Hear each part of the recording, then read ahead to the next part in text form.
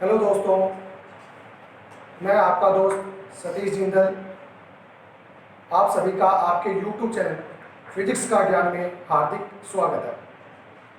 अपने पढ़ रहे थे अदिश और सदिश के बारे में। कई बच्चों के कमेंट आए थे, इसमें थोड़ा कंफ्यूज हुआ था बच्चों के कि सर क्षेत्रफल आपने अदिश बोला था। और बच्चों, मैं अभी भी क्षेत्रफल को अदिश ही बोलूंगा। और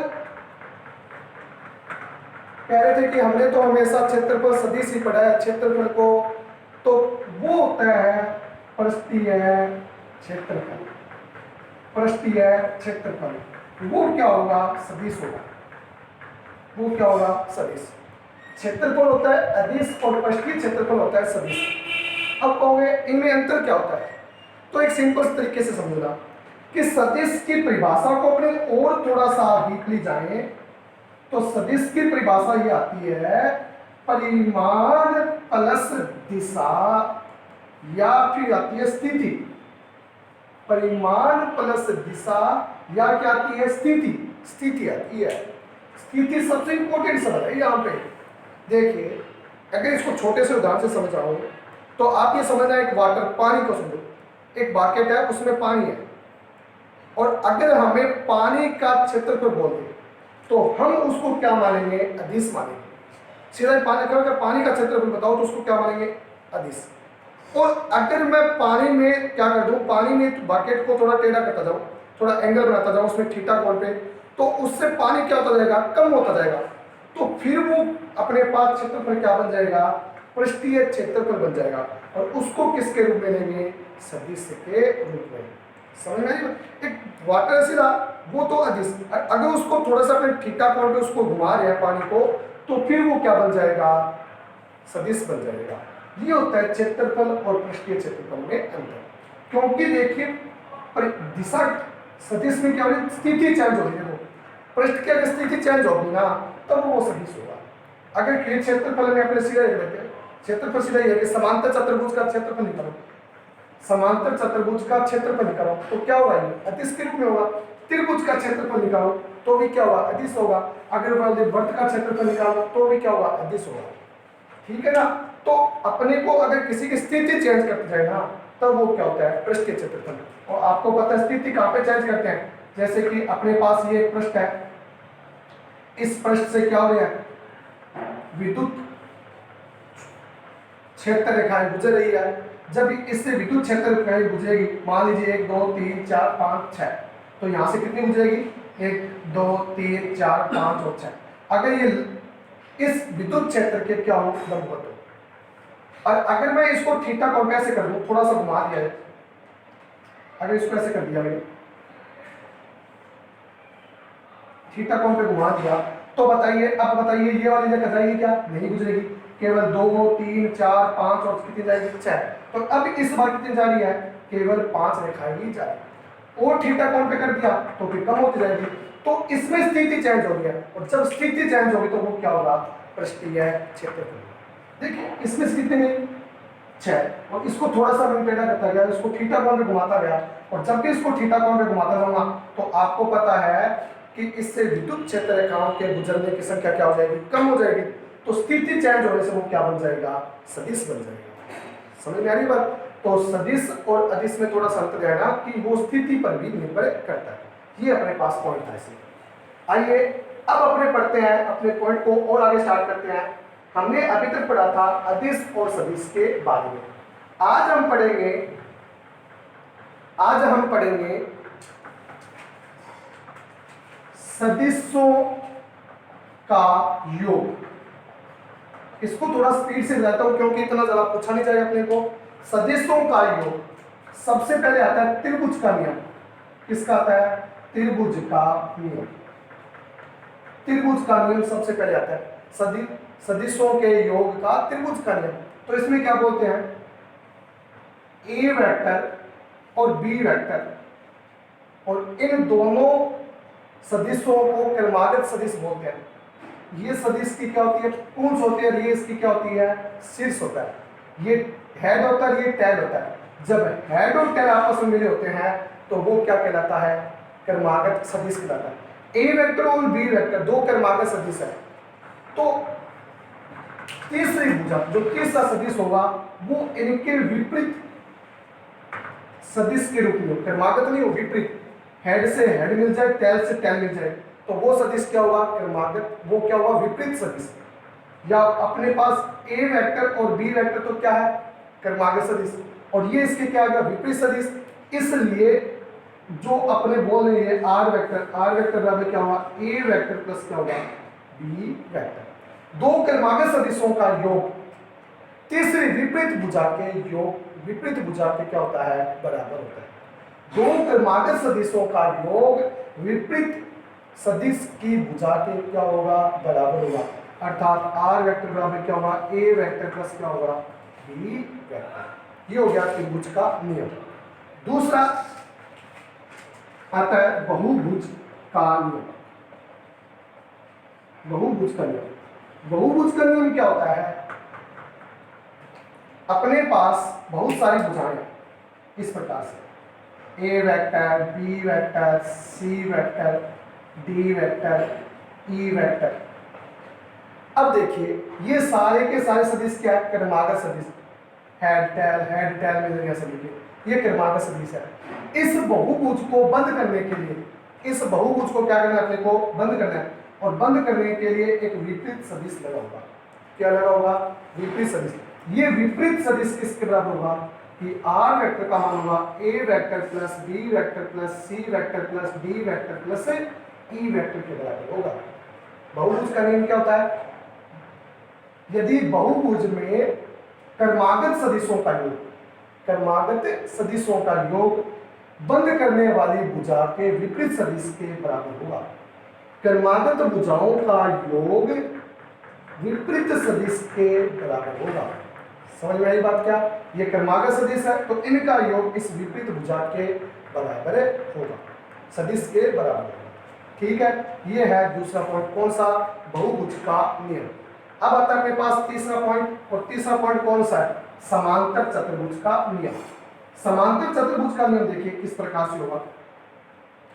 समांतर चतुर्भुज नियम देखो, दो आसन भुजाएं इस प्रकार से, समांतर चतुर्भुज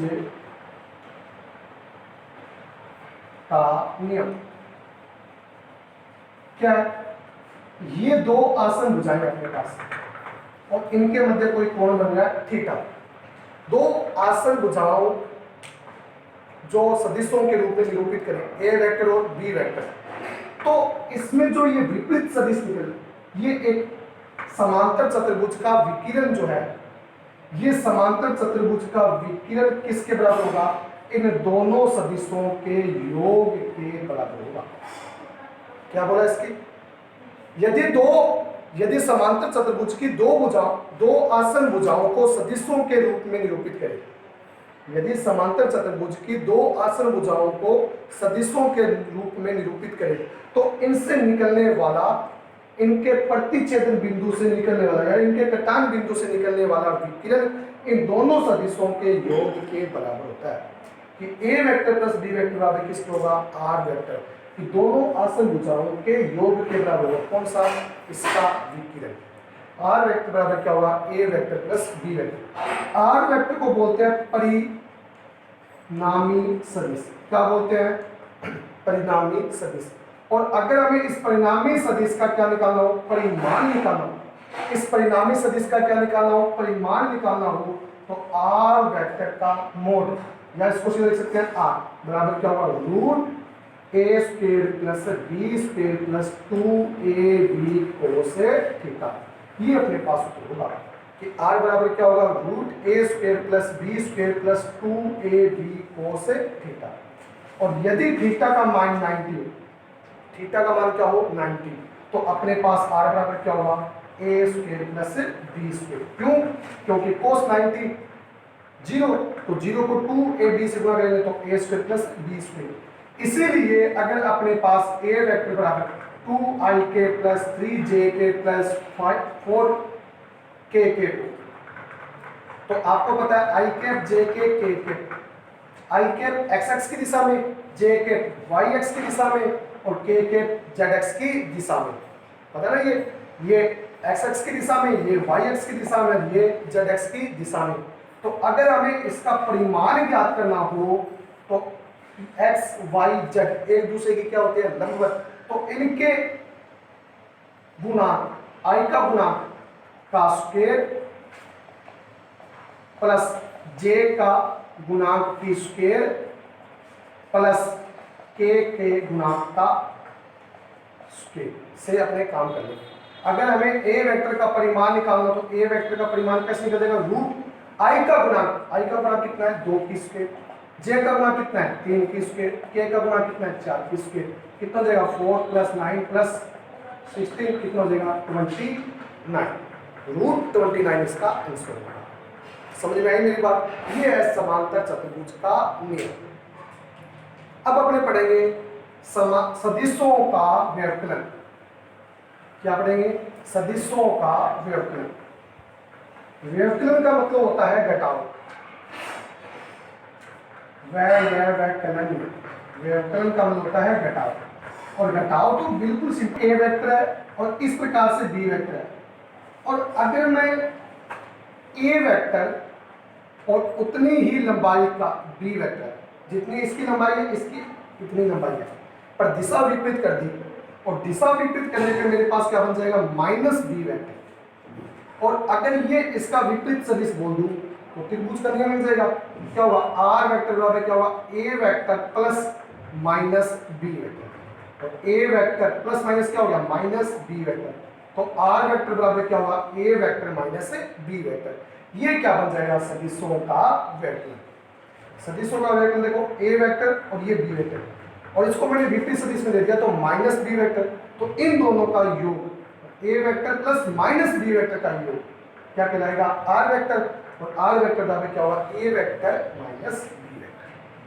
ठीक है बच्चों, तो ये हो गया अपने पास सदिशों का व्यवकलन। और अगर हमें इसका मान चाहिए, सिंपल सा, ए वेक्टर का परिमाण चाहिए तो root a² + b² minus 2ab cos theta, ये अपने पास है 2ab cos थीटा इसका मान।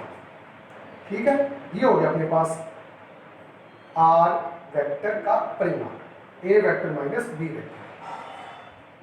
अब आइए अपने पढ़ते हैं सदिशों का गुणांक, और यहीं से अपना पॉइंट स्टार्ट हो रहा है, क्योंकि अभी तक जो चीजें बताई थी वो कहीं पे काम आने वाली चीजें हैं, तब आपको थोड़ा थोड़ा बता दिया। पर अपने पास जो अब पॉइंट स्टार्ट होगा वो है सदिशों का गुणांक,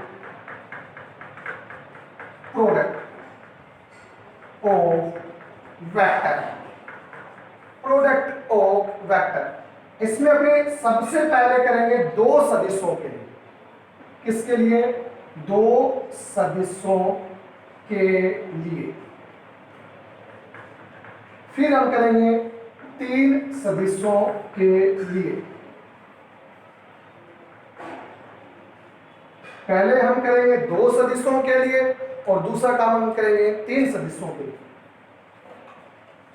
2 वेक्टर प्रोडक्ट, और दूसरा काम करेंगे हम 3 वेक्टर प्रोडक्ट। आज अपने जो 3 अपने 4 का भी होता है, परंतु अपने 4 वाला सिलेबस में नहीं है, तो 2 सदिशों के लिए और 3 सदिशों के लिए ही काम है। तो के लिए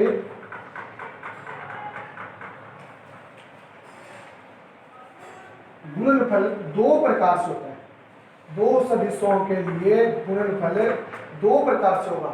पहला, 2 सदिशों का अदिश गुणनफल। 2 सदिशों का अदिश गुणनफल, सबसे पहला पॉइंट तो ये है। 2 सदिशों का अदिश गुणनफल स्केलर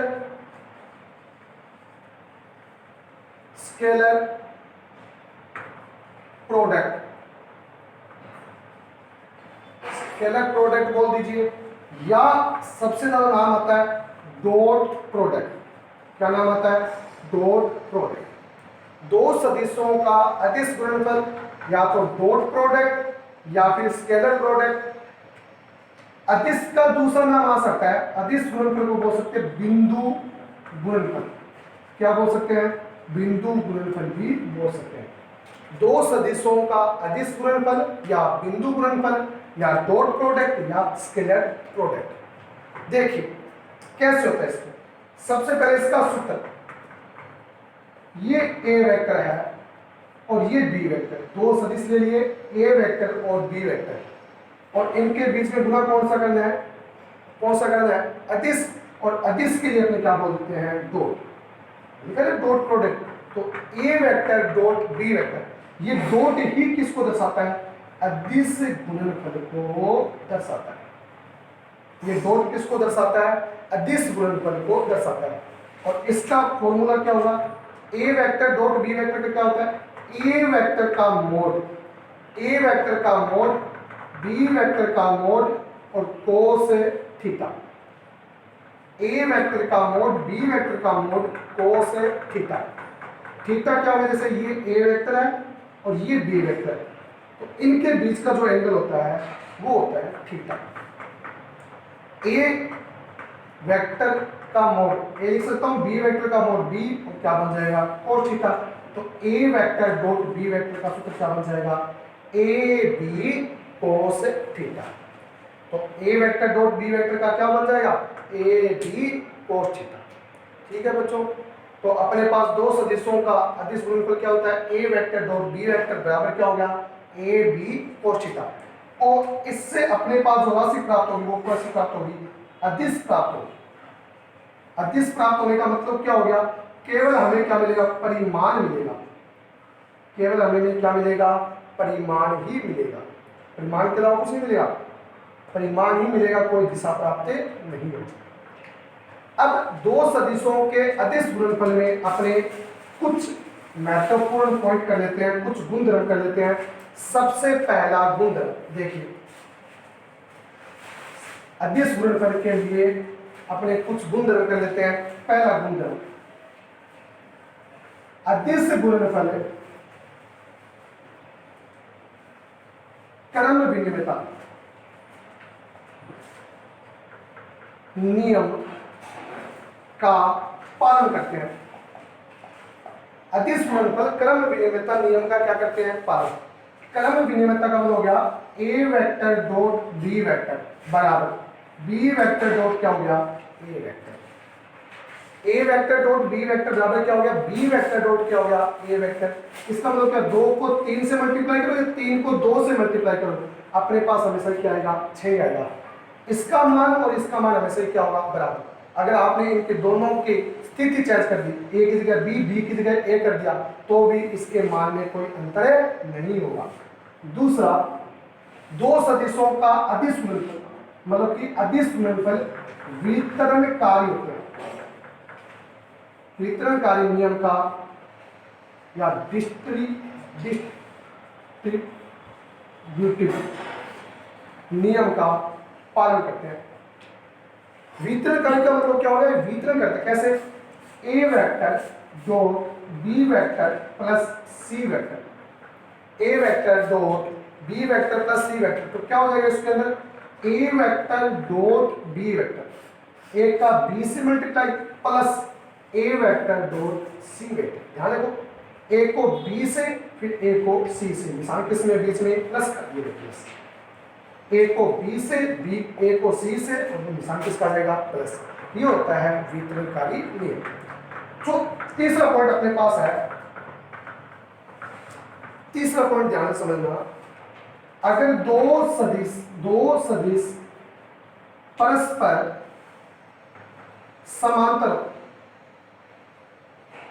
समांतर होने का मतलब थीटा का मान कितना हो गया? 0। और आपको पता है A vector dot B vector बराबर क्या होता है? ए बी कोस 0, कोस 0 का मान कितना हो गया? A B. तो A vector dot B vector बराबर क्या हो गया? A B. तो जब दो सदिश समांतर होंगे तो A vector dot B vector बराबर हमेशा क्या होगा? ए बी के बराबर होगा। किसके बराबर होगा? ए बी के बराबर होगा। ठीक है, ये अपने पास तीसरा। अब आते हैं इसके चौथे नियम पे, चौथे गुणधर्म पर। चौथा गुणधर्म देखिए इसका क्या है? चौथा गुणधर्म इस प्रकार से है, दो सदिश परस्पर लंबवत हो, और लंबवत होने का मतलब कितना हो गया 90। और सबसे इंपॉर्टेंट है ये, इसमें सवाल आते हैं इस पे, पीएमटी आईआईटी में भी सवाल आते हैं इस पे, जब दो सदिश क्या हो लंबवत हो, और लंबवत होने का मतलब थीटा का मान कितना हो गया 90, तो कोस 90 का मान कितना हो गया 0। और जब कोस थीटा का मान 0 हो गया, तो अपने पास बताइए ए वेक्टर डॉट बी वेक्टर बराबर ए बी कोस 90 का मान कितना है 0, तो A vector dot B vector बराबर कितना हो गया 0। तो जब दो सदिश परस्पर लंबवत होंगे तो A vector dot B vector का मान कितना होगा 0 होगा। ठीक है, ये है चौथा पॉइंट। पांचवा पॉइंट समझना इसका। पांचवा पॉइंट इस प्रकार से है, सबसे इंपॉर्टेंट पॉइंट है, इसमें तो बहुत ही सवाल आते हैं, सबसे इंपॉर्टेंट सबसे महत्वपूर्ण, जब दो सदिश तुल्य सदिश हो, मतलब कि दोनों समान सदिश हो, ए वेक्टर डॉट ए वेक्टर, तो A vector dot A vector हो, तो A vector dot A vector हो, तो अपने पास ए वेक्टर का परिमाण कोस ए की दिशा समान होगी, तो कोस 0, तो ए मल्टीप्लाई ए, मतलब ए डॉट ए, और कोस 0 का मान कितना हो गया ए कितना हो गया ए स्क्वायर, तो A vector dot A vector बराबर क्या होता है ए की स्क्वायर। तो क्या बोलेंगे इसमें, जब दो सदिश तुल्य सदिश हो, तो किसी एक सदिश का परिमाण के वर्ग के बराबर होगा, मतलब कि तुल्य सदिश के परिमाण के क्या होगा वर्ग के बराबर। सबसे इंपॉर्टेंट बात है, इसको नोट करना कि ए वेक्टर डॉट ए वेक्टर बराबर क्या होता है ए स्क्वायर होता है, ए वेक्टर डॉट ए बराबर क्या होता है ए स्क्वायर होता है। सबसे इंपॉर्टेंट बात है, A vector dot A vector बराबर क्या होता है ए स्क्वायर होता है।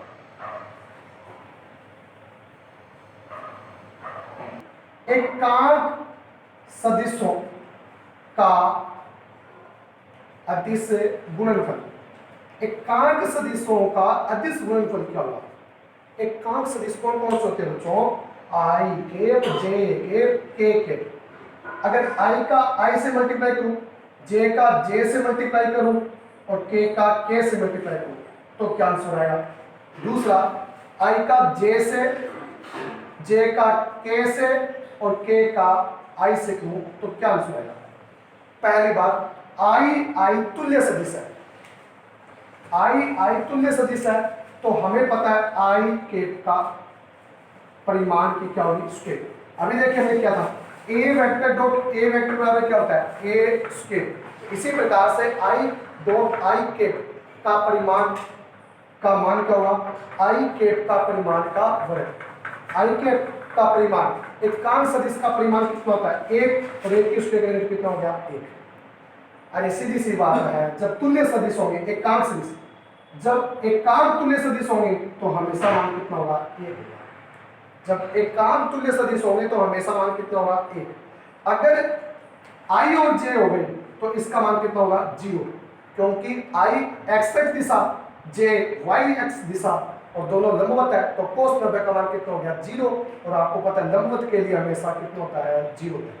जे के का भी मान 0 और के आई का मान भी 0। तो अगर मैं जे डॉट आई करूं तो क्रम विन्यास नियम, के डॉट जे करूं तो भी क्रम विन्यास नियम, और आई डॉट के करूं तो भी क्रम विन्यास नियम का मान होकर 0 होगा, क्योंकि ये क्रम विन्यास नियम का पालन करते हैं, इसलिए इन सभी का मान कितना हो गया 0। ये होते हैं एकांक सदिशों का अदिश गुणनफल। अब करते हैं अपने सातवां पॉइंट, और सातवां पॉइंट क्या है, अगर हमें दो सदिशों का अदिश गुणनफल निकालना। सातवां पॉइंट इस प्रकार से है, अगर हमें दो सदिशों का अदिश गुणनफल करना पड़े तो क्या होगा।